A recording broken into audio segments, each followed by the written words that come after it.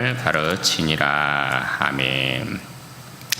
평안들 하셨습니까? 오늘은 침묵하지 말고 말하라 라는 제목으로 하나님의 말씀 나누고 기도하도록 하겠습니다. 여러분, 우리가 3월 둘째 주부터 이제 노방 전도를 계획하고 또 그렇게 시작하려고 하고 있지 않습니까? 그런데 여러분, 복음을 전하는 일이라는 것이 참 생각처럼 쉽지는 않죠. 왜냐하면 이 세상이 십자가에 못 박아 죽인 예수님을 환영하지 않기 때문에 그렇죠. 따라서 예수 그리스도를 전하는 그 백성들, 예수 그리스도의 제자들도 이 세상이 그다지 달가워하지 않는다라는 것입니다.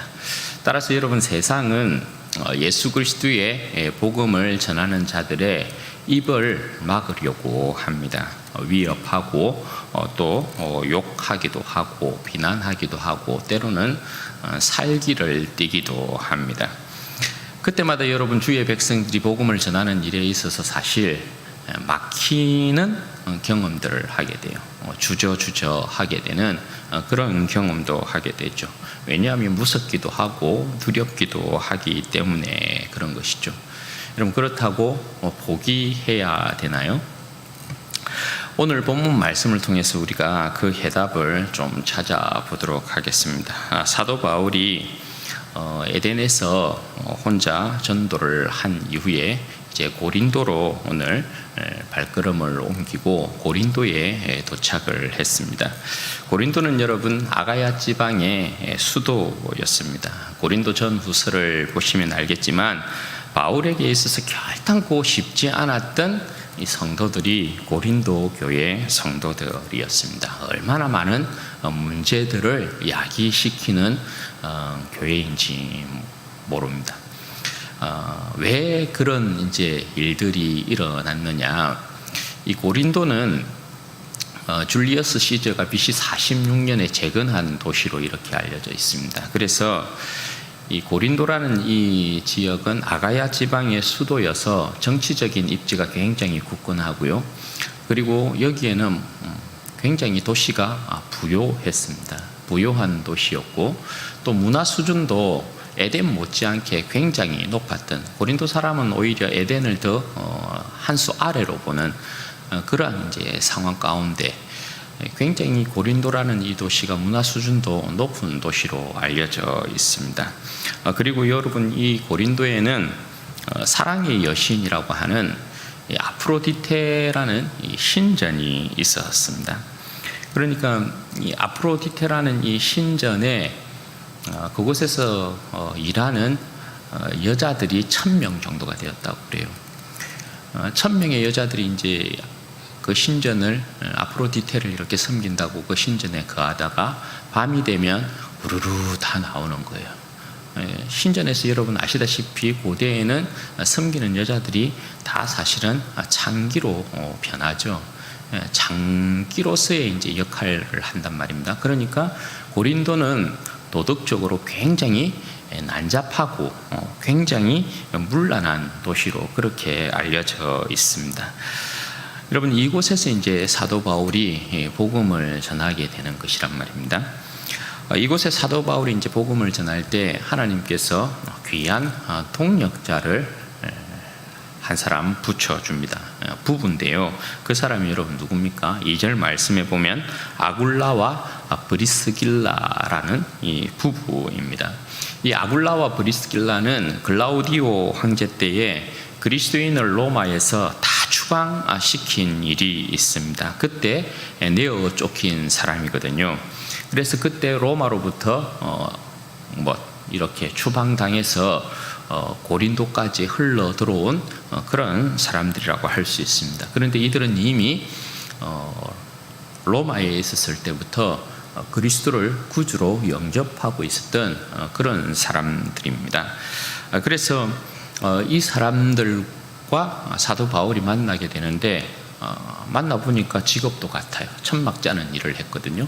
그러니까 직업도 같고 그래서 잘 통했습니다. 그래서 사도 바울과 이 아굴라와 브리스길라 이 부부와 함께 같이 이제 동역을 하는 그러한 상황이 펼쳐지게 된 거죠. 바울에게 있어서는 이 아굴라와 브리스길라라는 이부가 굉장히 귀한 동역자였습니다. 로마서 16장에 보면 사도 바울이 이 부부에 대하여서 말하는 장면이 나오거든요. 16장에 보면, 로마서 16장에 보면 사도 바울이 이 아굴라와 브리스길라에 대하여서 어떻게 이야기를 하냐면 이 사람들은 나를 위해서 자기의 목숨까지도 내어준 사람이다, 이렇게 여러분 소개를 합니다. 그러니까 사도 바울에게 있어서 이 아굴라와 브리스길라가 얼마나 귀한 동역자였는지를 보여준다라고 할 수 있죠. 그만큼 이 아굴라와 브리스길라는 자신의 생명을 다해서 복음을 전가하는 사도 바울과 함께 했던 그러한 부부라고 할 수 있는 거죠. 그러니까 사도 바울이 척박한 고린도 땅에서 복음을 전할 때 이 부부를 통하여서 얼마나 여러분 큰 힘을 얻었겠습니까? 그리고 마게도냐로부터 또 사도 바울이 힘을 얻었던 내용이 나오는데요. 실라와 디모데가 고린도에 와서 함께 합류를 하게 됩니다. 이전에 베레아에서부터 이들이 이제 떨어지게 되었는데 사도 바울이 고린도에 이르렀을 때 실라와 디모데가 이 고린도에서 합류를 하게 되죠. 따라서 여러분 5절 말씀해 보면 사도 바울이 어떻게 이야기합니까? 하나님의 말씀에 붙잡혀서 복음을 전거했다. 그러니까 예수는 그리스도라고 밝히 정언을 했다, 그렇게 말씀을 하고 있습니다. 이 말씀은 사도 바울이 복음을 전가하는 일 외에는 전혀 다른 것에 신경 쓸 이유가 없었다, 이렇게 이야기하는 거예요. 왜냐하면 아굴라와 브리스길라를 하나님께서 붙이셨고 또 실라와 디모데가 마게도냐로부터 합류했기 때문에 사도 바울이 이제 다른 일에 신경 쓰지 아니하고 온전히 복음을 전하는 일에 전무할 수 있었다, 그렇게 말씀을 하고 있는 것입니다. 그런데 여러분, 사도 바울이 이렇게 말씀에 사로잡혀서 복음의 열정에 사로잡혀서 예수를 그리스도라고 증거를 하는데 사도 바울은 참 뜨겁게 예수가 그리스도라는 것을 증거하는 것이거든요. 그런데 여러분, 이 복음의 증거를 받는 유대인들의 반응이 어떻냐? 6절 말씀에 보면 어떻습니까? 사도 바울이 열정적으로 하나님의 말씀에 사로잡혀서 복음을 증거하는가 반면에 그 복음을 받아들여야 되는 유대인들은 굉장히 냉랭한 것입니다. 유대인들은 오히려 사도 바울을 대적하고 비방했다, 그렇게 말씀을 하고 있습니다. 여러분, 참 한결같은 유대인의 모습 아니겠습니까? 그죠? 그런데 여러분, 사도 바울이 오늘 이 고린도에서 유대인들이 사도 바울이 전하는 복음, 그러니까 예수가 그리스도라고 증거하는 그 복음을 부인하면서 대적하고 비방할 때 사도 바울이 이전과는 달리 굉장히 여러분 큰 저주를 그들에게 퍼부어 버립니다. 여러분, 그 내용이 여러분 뭐예요? 사도 바울이 옷을 탁 털면서 너희 피는 너희 머리로 돌아갈 것이요 나는 깨끗하니라. 이후로는 이방인에게로 가리라, 그렇게 선언을 해버려요. 여러분, 이것은 유대인들에 대한 완전한 저주가 선언된 것이라고 할 수 있습니다. 예수 그리스도 안에서의 여러분 저주는 두 번의 속죄의 제사가 없습니다. 예수님이 오시기까지 이스라엘 백성은 모세 제도 아래서 그나마 그때는 하나님 앞에서 범죄하고 하나님을 대적하고 뭔가 하나님 앞에서 죄를 지으면 짐승의 피로 말미암는 속죄의 제사가 가능했어요. 그런데 이제 하나님께서 세상 끝날에 아들을 주셨잖아요. 아들을 이 땅 가운데 보내셔서 죄를 청산하시고 그 아들을 십자가에 죽이시고 부활시킴으로 말미암는 명백한 증거를 주셨단 말입니다. 그래서 이 아들을 온 인류의 구주로 세웠다라는 것을 유대인뿐만 아니라 온 세상에 증거하셨어요. 그럼 여러분, 이스라엘 백성 그들이 그토록 기다렸던 하나님의 아들 메시아 아닙니까? 그죠? 그리스도 아닙니까? 그러면 예수님께서 행하신 일과 예수님께서 십자가에 죽으시고 부활하신 이 증거를 들었으면 어떻게 해야 돼요? 반드시 주님께로 돌이켜야 돼요. 그런데 사도 바울이 고린도에서도 어김없이 유대인들 그 회당에서 예수는 그리스도라고 증거했어요. 그런데 유대인들이 어떻게 했다고요? 사도 바울을 대적하고 비방했다는 것입니다. 그래서 사도 바울이 어떻게 이야기를 하느냐? 나는 너희 피에 대하여서 무죄하다. 옷을 탁탁 털면서 너희의 피는 너희 머리로 돌아갈 것이다. 나는 너희 피에 대하여서 무죄하다. 그리고 나는 이제부터 이방인으로 가겠다. 그렇게 선언을 해버린 거예요. 그러니까 이 선언은 여러분 뭡니까? 예수 그리스도 안에서의 저주가 그들 가운데 임하는 것이기 때문에 그들에게는 다시금 속죄하는 죄사가 없어요. 예수 그리스도께서 주시는 회개는 마지막 회개예요. 예수 그리스도 안에서의 회개는 마지막 기회의 회개예요. 예수 그리스도를 부인하고 그 이후에 다시금 속죄하는 어떠한 제사가 있을 수 없어요. 그러니까 이게 사실은 사도 바울이 고린도에서 유대인들을 정죄한 이 내용은 굉장한 여러분 저주에 해당되는 것이라고 할 수 있고, 두 번의 속죄가 이제 없는 영원한 저주에 해당되어지는 그러한 내용을 선포하고 있는 것이라고 할 수 있는 것입니다. 그래서 여러분 사도 바울이 유대인들에게 그렇게 정죄하고 저주를 선언하고 난 다음에 어디로 갑니까? 나는 이방인에게로 간다고 했으니까 이방인으로서 하나님을 경외했던 디도 유스도라는 사람의 집으로 가게 됩니다. 디도 유스도라는 이 사람은 이름 자체가 이제 로마식 이름이거든요. 그래서 이 사람은 이방인으로서 하나님을 경외했던 그런 사람인 것을 알 수 있죠. 그런데 여러분, 이 사람의 집이 어디에 있다라고 이야기합니까? 회당 옆이라고 이야기합니다. 회당 옆. 그러니까 이게 사실 묘한 대조를 지금 이루고 있는 것이라고 할 수 있죠. 진정 복음을 받아들이고 그리스도의 사도인 바울을 영접해야 할 회당이잖아요. 유대인의 모임, 하나님의 백성들의 모임이 거기 있으니까. 그러니까 그리스도의 사도인 사도 바울을 영접해야 할 회당은 사도 바울을 비난하고 대적하면서 비방하면서 사도 바울을 내어 쫓아버렸어요. 그런데 이방인이었던 디도 유스도는 사도 바울을 지금 영접하고 있는 것이란 말입니다. 그러니까 굉장히 이게 아이러니한 모습인 거예요. 그런데 디도 유스도라는 이 사람의 집이 어디에 있었다고요? 회당 옆에 있었다라는 것입니다. 그러니까 여러분, 이 모습은 뭘 이야기하는 것입니까? 먼저 된 이스라엘 백성, 유대인들은 저주 가운데 들어가고 나중된 이방인인 이 디도 유스도라는 사람, 주의 종을 영접함으로 예수 그리스도의 생명과 영광에 참여하게 되는 그런 그림을 여기에서 보여주고 있는 거예요.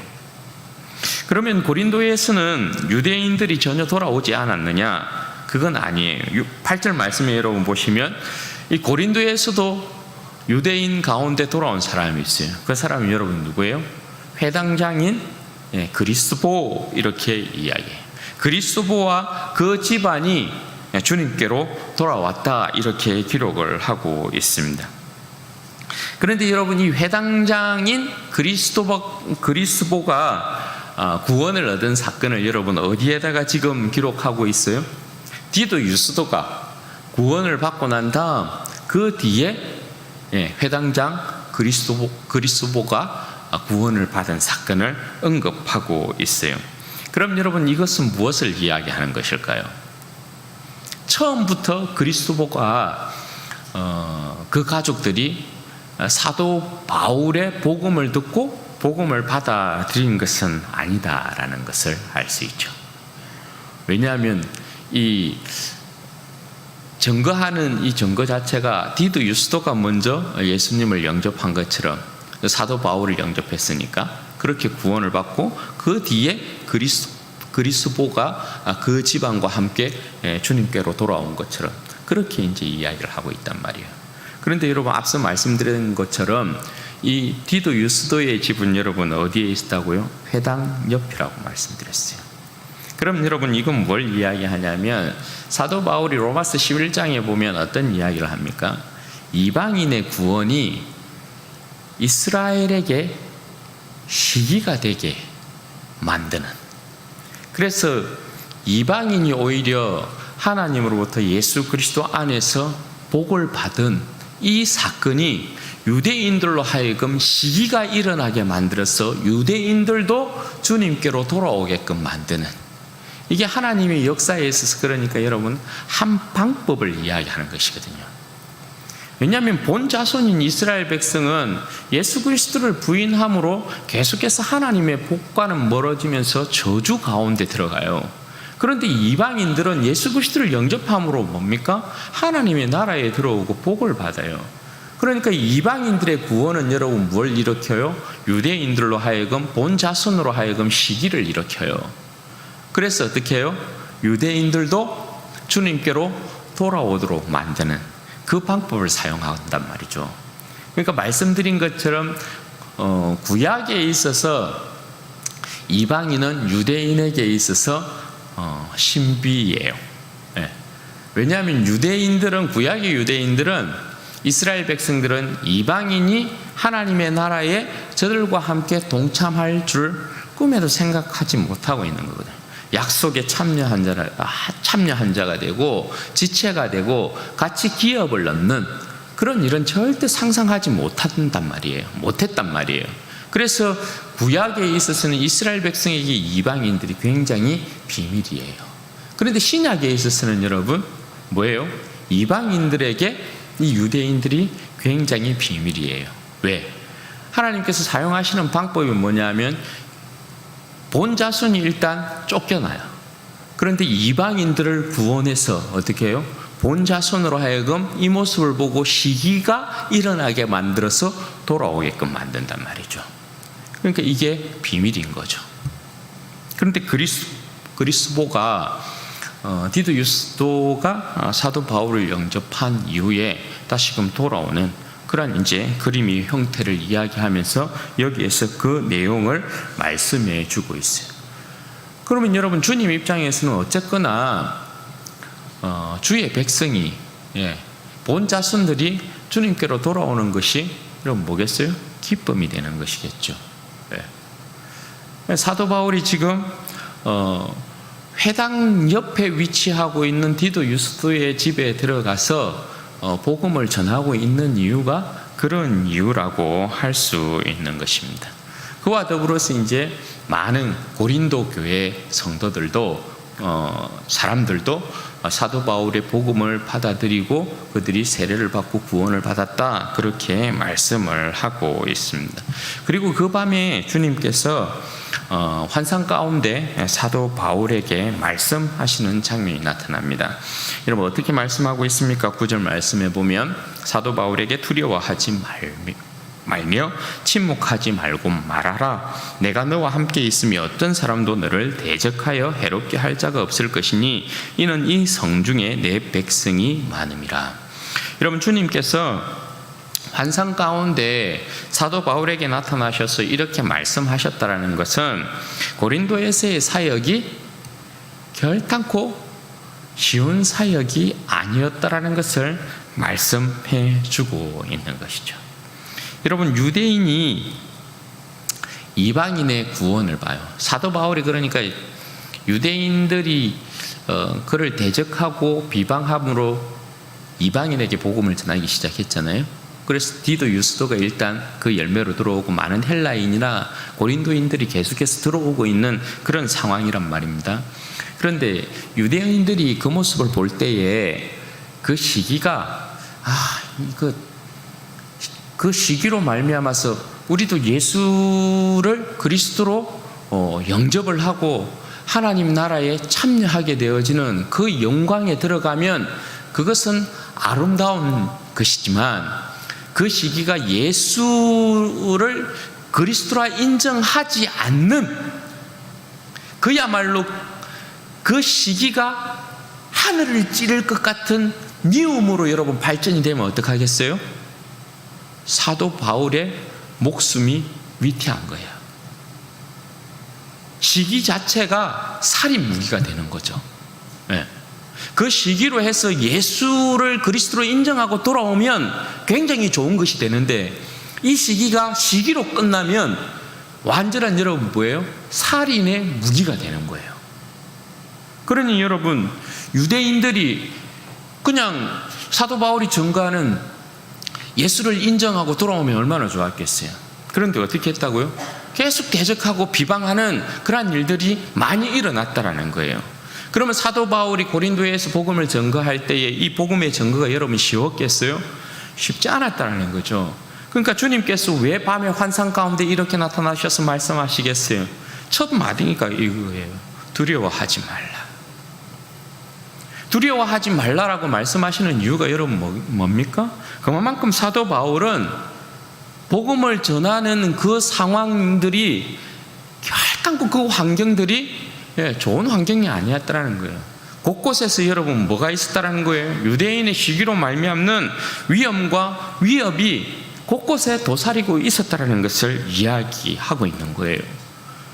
그러면 여러분 사도 바울도 사람이잖아요. 네. 엘리야도 그랬던 것처럼 850명의 선지자를 바알의 선지자를 아세라 선지자들 쳐 죽였어도 이세벨이 내 이놈의 자식 너 때려 죽일 거야. 너를 잡아 죽일 거야. 바로 여러분 엘리야도 겁먹고 도망가잖아요. 그게 사람이거든요. 어느 누구나 그럴 수 있는 거죠. 그래서 이 말 주님께서 사도 바울에게 나타나셔서 말씀한 내용을 보면 사도 바울 역시도 여러분 어떤 상황 가운데 있었다라는 거예요. 굉장한 두려움 가운데 있었다라는 거죠. 네. 많은 위협들 가운데 끊임없이 노출되어진, 그러니까 여러분 많이 주눅들 수밖에 없겠죠. 움츠러들 수밖에 없겠죠. 네. 유대인들로부터 계속해서 그러한 위협들을 당해요. 그리고 이방인들로부터는 여러분 어때요? 고린도라는 이 지역 자체가 굉장히 교만한 곳이에요. 네. 말씀드린 것처럼 도시가 가지고 있는 배경 자체가 굉장히 뭔가 우월한 위치에서의 이 도시, 그래서 그 안에 있는 사람들 굉장히 교만해요. 그리고 이 사람들은, 고린도에 있는 사람들은 굉장히 부도덕해요. 음란해요. 교만함과 음란함으로 가득 차 있는 그런 도시예요. 바늘 하나 찔러도 들어가지 않을 것 같은 그런 도시란 말입니다. 그럼 여러분 인간적인 마음으로 포기하고 싶기도 하죠. 네. 그냥 여기서 복음 전가하는 것 접고 다른 데로 가고 싶은 그런 마음도 생길 수 있죠. 그런데 여러분 그 밤에 주님께서 말씀하시는 거예요. 두려워하지 말고 침묵하지 말고 말하라, 그렇게 말씀합니다. 왜요? 지금 대적과 비방이 문제가 아니라는 것이에요. 교만함과 음란함도 문제가 아니라는 것입니다.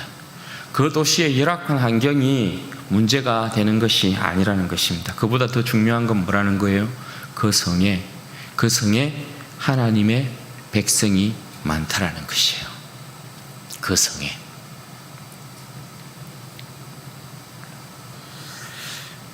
사도 바울에게 주님께서 말씀하시는 것은, 야, 네가 이 환경 가운데 두려울 수 있고 무서울 수 있는데 그 환경을 보고 무너지지 말라는 거예요.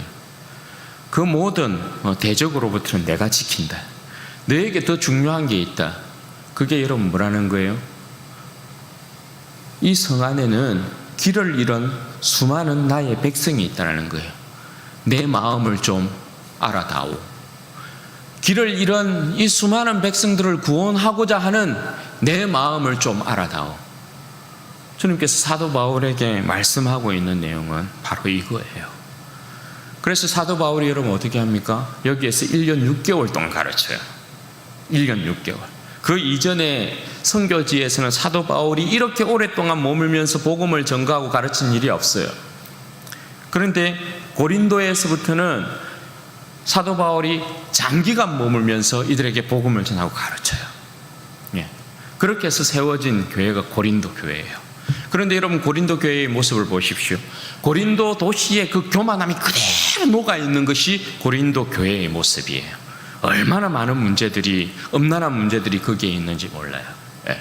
고린도전서를 여러분 읽어보시면 그런 문제들이 그대로 노출되어 있죠. 예. 그런 곳에서 사도 바울이 1년 6개월 동안 가르치면서 하나님의 교회를 세웠어요. 여러분 오늘 이 말씀을 통해서 우리 한 세 가지 정도 보고자 합니다. 첫 번째는요, 우리는 서로에게 정말 좋은 동력자가 되어야 된다는 것입니다. 여러분 사도 바울에게 있어서 아굴라와 브리스길라와 같은 사람, 우리는 모두에게 그런 사람이 되어야 돼요. 우리는 그 누구에게 아굴라와 브리스길라와 같은 그런 동력자가 되어줘야 된다는 거예요. 그렇게 될 수 있겠나? 그렇게 될 수 있습니까? 그렇게 될 수 있어야 되죠. 왜요? 그럼 말씀드리지만 우리는 혈육의 피보다도 더 진한, 사실 이걸 알면 되죠. 혈육의 피보다 더 진한 그리스도의 피로 하나가 되어 있는 한 백성 아닙니까? 주님의 권속들 아닙니까? 주님의 권속들. 주님의 권속들이에요. 주님의 권속들. 그러면 여러분 서로에 대하여서 어떻게 해야 돼요? 진실하고 서로에 대하여서 정말 우리 모두가 예수 그리스도를 따르는 사람이냐? 예수 그리스도를 믿고 따르는 사람이냐? 한 형제냐 자매냐? 그러면 서로에게, 나는 너에게, 너는 나에게 브리스길라와 아굴라와 같은 그런 사람이 되어줘야 된다는 거예요. 그게 맞다. 그게 예수 안에 있는 백성의 모습은 그런 한 가족의 모습이 맞다. 그래서 여러분 사도 바울이 늘 첫 번째로 이야기하는 게 뭡니까? 이 예수 그리스도 안에서의 한 가족을 이루음에 있어서 그 하나됨을 깨는 첫 번째가 뭐냐면 거짓이에요. 거짓. 형제 자매를 대함에 있어서 허투루 대하는 거 있잖아요. 거짓 말하고 허용으로 대하고 하는 그런 모습들이 있죠. 그거 제일 먼저 경계해요. 진실해야 된다. 서로에게.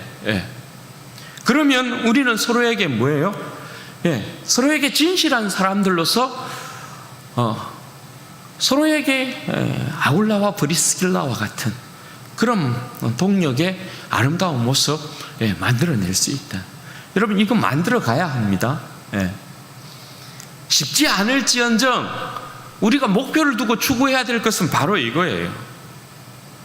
서로 좀 생명을 내어주는 그런 관계요. 부러워하지만 말고, 그죠?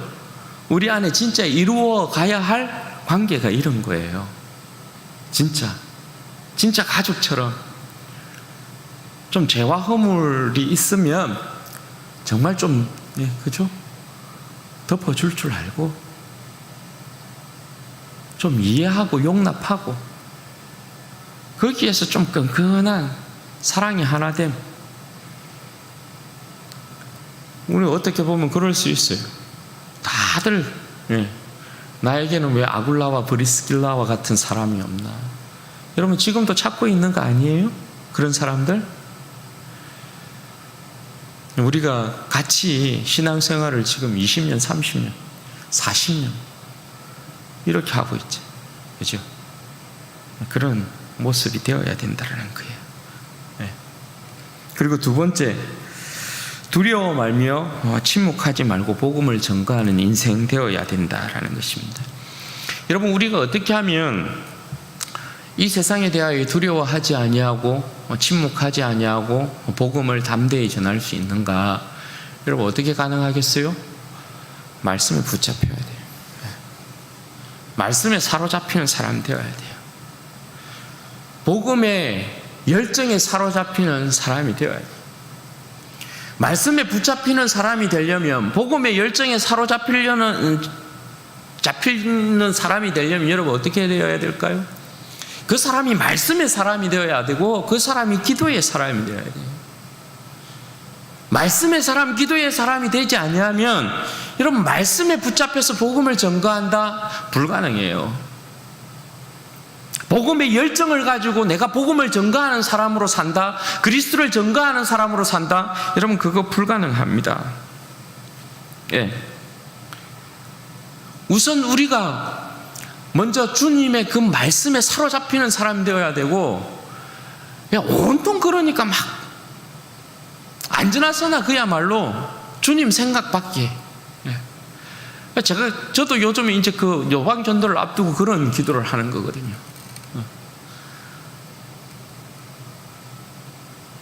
예수 그리스도의 이름을 전가하지 않으면 그냥 막 좀 심령 골수가 불붙는 것 같아서, 타는 것 같아서 견디지 못하는 그러한 좀 뜨거움들, 하나님 그런 뜨거움들을 좀 허락해 주십시오. 그런 기도해야 되는 거거든요. 그래야 여러분 우리가 이 세상에 대하여서 복음 전가하지 않겠어요? 그런데 우리가 그런 뜨거움을 가지고 복음을 전가한다고 해도 이 세상은 여러분 우리의 복음 전거를 어떻게 받아들인다고요? 냉랭하게 받아들인다고요. 냉랭하게 비방하고 비난하고 욕하고 위협하고 살기를 띈다고요. 그러면 여러분 우리가 성령 충만함 가운데 복음을 전가하지 못하면 바로 여러분 기죽습니다. 바로 여러분 목소리가 기어 들어가게 되어 있고 두려워하게 되어 있고 그래요. 그건 못 이깁니다. 영적인 전쟁이라는 것이 여러분 절대 쉬운 것이 아닙니다. 그런데 여러분 우리의 사명은 여러분 뭡니까? 세상이 우리를 위협한다고, 세상이 우리를 비난한다고, 우리를 대적한다고 우리는 여러분 입 다물고 있어야 합니까? 아니요. 그렇지 않다라는 거죠. 주님께서 뭐라 말씀하십니까? 침묵하지 말고 말하라. 네. 이 성에 주의 백성들이 많다라는 것이거든요. 우리가 입 다물어 버리면 이 사람들은 속지 않은 제사가 없어요. 예수 그리스도 안에서 회개하지 않으면 다시금 다른 곳에서 회개하여서 영원한 생명을 얻을 수 있는 방법이 없어요. 교회가 침묵하면 세상은 영원히 망합니다. 그런데 여러분 세상이 영원히 망하는데 그 핏값에 대하여서는 주님께서 반드시 그 백성에게 물을 것이에요. 그러므로 여러분 우리는 어떻게 해야 돼요? 우리는 여러분 입 다물고 있으면 안 돼요. 우리는 어떻게 하든지 세상이 우리를 어떻게 위협하든지 비난을 하든지 욕을 하든지 간에 우리는 여러분 어떻게 해야 돼요? 복음 전해야 돼요. 복음 전하는 일 우리는 해야 해요. 우리는 씨 뿌리는 일 분명히 해야 해요. 그러면 그 가운데 여러분 누가 함께 하신다고요? 성령님께서 함께 하신다고요. 거두시는 분은, 열매 맺게 하시는 분은 성령님이세요. 네. 그러므로 우리는 해야 해요. 우리는 우리의 사명 감당해야 해요. 그리고 세 번째, 이것과 연관되어서 여러분 교만하고 엄난한 도시이고 세대이지만 고린도 그 성에는 주님이 찾으시는 주님의 백성들이 굉장히 많았다는 사실. 여러분 진주 이 도시 가운데는 주님이 찾으시는 백성들이 많은가요? 여러분 많다고 생각해요? 어때요? 많을까요? 많지 않을까요? 우리를 이곳 가운데 하나님이 두신 이유는 여러분 뭘까요? 진주 땅 가운데 주님께서 찾으시는 백성이 많다라는 거거든요. 그러면 우리의 가슴 가운데 여러분 필요한 것이 뭡니까? 이 세상의 모습, 이 세상이 우리를 대하는 태도, 그것이 중요한 것이 아니라는 거예요. 그 모든 부분에 있어서는 주님께서 우리와 함께하면서 막으실 것이라는 것이거든요. 우리에게 중요한 건 뭐라는 거예요? 이 엄난한 도시, 이 부도덕한 도시, 이 교만한 도시, 그게 문제가 아니고 우리에게 중요한 건 이 도시를 바라보고 있는, 이 도시의 길 잃은 백성들을 바라보고 있는 주님의 마음이라는 거예요. 주님의 마음. 네가 내 마음 갖고 있냐, 이거가 되죠. 그 외에 주일날 우리 한재식 목사님이 여러분 그 전도에 대한 부분 말씀하셨잖아요. 예. 저도 여전히 기도하는 내용 첫 번째가 그걸, 하나님 복음을 전가하는 좀 뜨거운 열정, 이것 좀 불러일으켜 주십시오. 우리 성도 안에 좀 이것 좀 불러일으켜 주십시오. 이거 하나 있고요. 또 하나가 뭐냐면, 이게 내가 복음을 전가하는 이 일이 과연 나도 그냥 성도들 머리 숫자들 더 교회에 채우려고 하려고 하는 것 아닌가? 단지 그런 욕심 아닐까? 이런 생각이요. 번뜩 드는 생각들이. 그래서 여러분 같이 기도하는 게 뭐냐 하면, 주님의 마음을 좀 부어주십시오. 주님의 마음이라는 게 여러분 뭘까요? 이 성에, 이 진주 땅에 길 잃어버린 죄와 사망의 권세 가운데에 있는 수많은 백성들, 그들을 보는 주님의 그 시선 말입니다. 사랑과 긍휼이요, 사랑과 긍휼. 그 마음이 부어지기를 기도해요. 여러분, 우리가 이 마음 가지지 아니하고 복음 전가한다라는 거, 여러분 이중적일 수 있어요. 이중적일 수 있어요. 우리가 이 마음 없이, 그런데 여러분 제 마음을 한번 이렇게 열어봤어요. 네가 진짜 이 진주 땅에 복음 전하기로 하는데 뭔가 주님께서 주신 사명을 가지고 복음을 전거해야 된다라는 건 분명히 이렇게 막 가득 차 있는 것 같아요. 그런데 이것만으로 부족하다는 거예요. 열어보니까 내가 이 진주 땅에 있는 지나가는 이 사람들에 대한, 예수님을 믿지 않는 사람들에 대한 그 영혼들에 대한 불쌍히 여기는 마음과 긍휼히 여기는 마음과 사랑의 마음을 가지고 있나? 아니, 이게 없더라고요. 이게 없더라고요.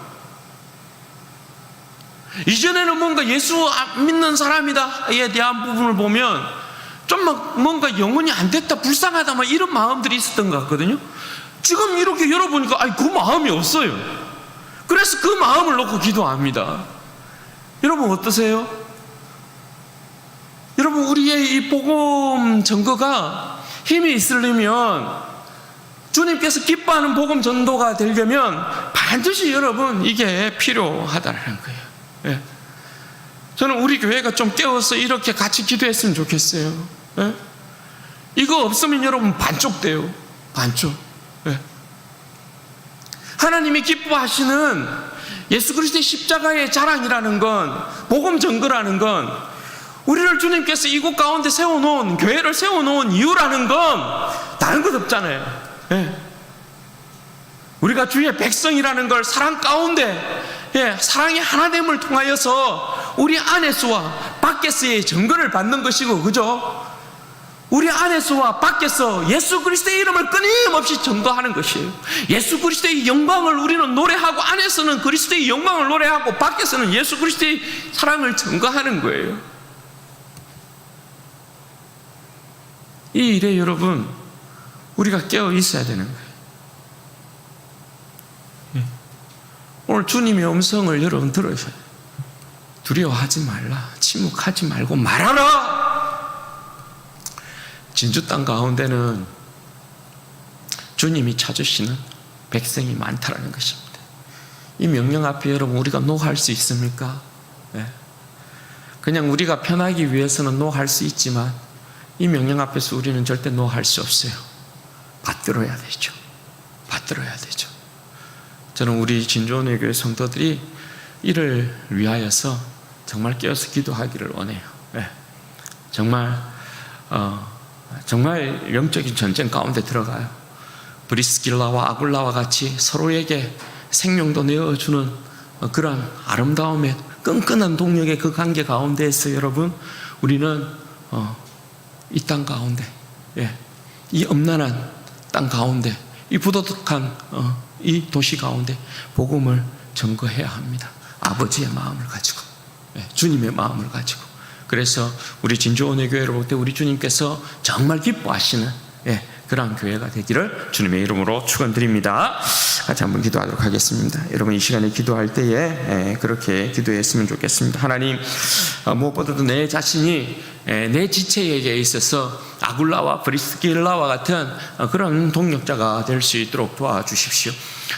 내 지체를 위하여서 생명이라도 내어주는 그러한 아름다운 동력의 아름다운 관계를 우리 진주온의 교회 모든 성도들이 이루어갈 수 있도록 우리 하나님 역사하여 주시기를 소망하고, 우리가 우리 진주온의 교회가 복음을 증거하는 일을 두려워하지 않도록 도와주십시오. 교만하고 음란한 이 세대이지만, 이 도시이지만 하나님 예수 그리스도의 심장을 가지고, 예수 그리스도의 그 뜨거운 열정을 가지고, 주님을 향한 뜨거운 열정을 가지고 주 예수 그리스도와 십자가를 증거하는 하나님 그러한 교회 될 수 있도록, 내 자신이 될 수 있도록 하나님 은혜를 주옵소서. 성령 충만케 하여 주옵소서. 우리 주여 한번 부르짖고 기도하십시다. 주여